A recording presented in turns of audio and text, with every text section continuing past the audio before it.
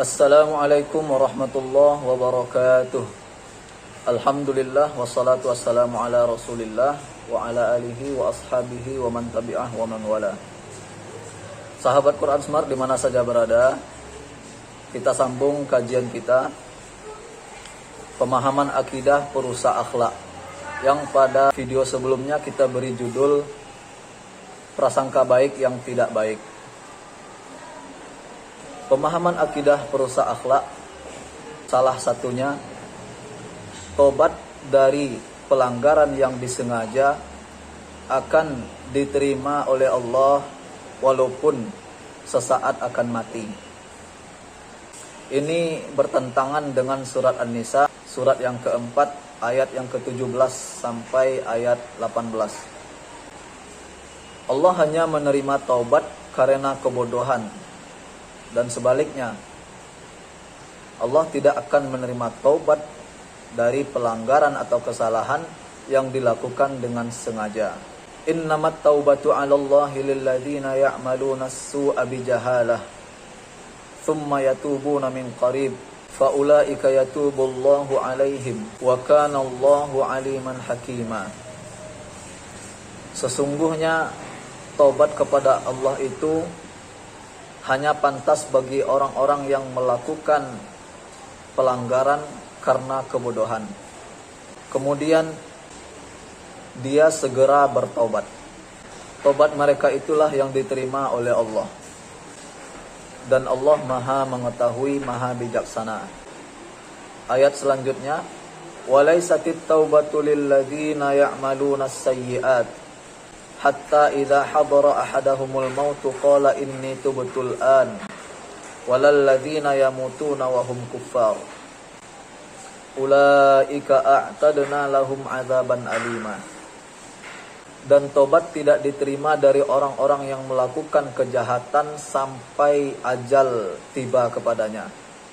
Lalu dia berkata, sekarang aku tobat.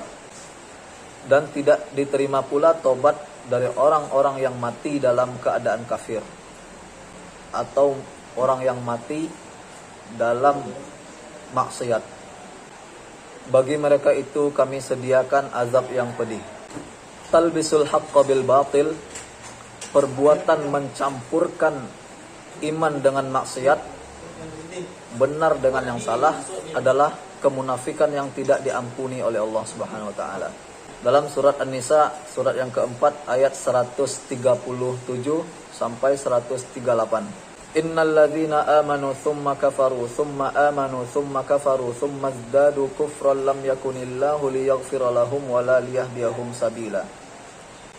Sesungguhnya orang yang beriman kemudian kafir, kemudian beriman lagi, kemudian kafir lagi, kemudian bertambah-tambah kekafirannya, tidak akan diampuni oleh Allah dan tidak akan ditunjukkan jalan yang lurus. Basyiril munafiqina bi anna lahum azaban alima. Kabarkan kepada orang-orang munafik itu bahwasanya bagi mereka azab yang pedih. Dalam surat Ali Imran, surat yang ketiga, ayat 90, orang-orang yang durhaka setelah beriman dan bertambah-tambah serta menjadi-jadi kedurhakaannya tidak akan diampuni oleh Allah Subhanahu wa taala. Tidak akan diterima taubatnya oleh Allah Subhanahu wa taala. Dan itulah orang-orang yang sesat. Innal ladzina kafaru ba'da imanihim tsumma zdadu kufran lan tuqbala taubatuhum wa ulaika humud dhallun.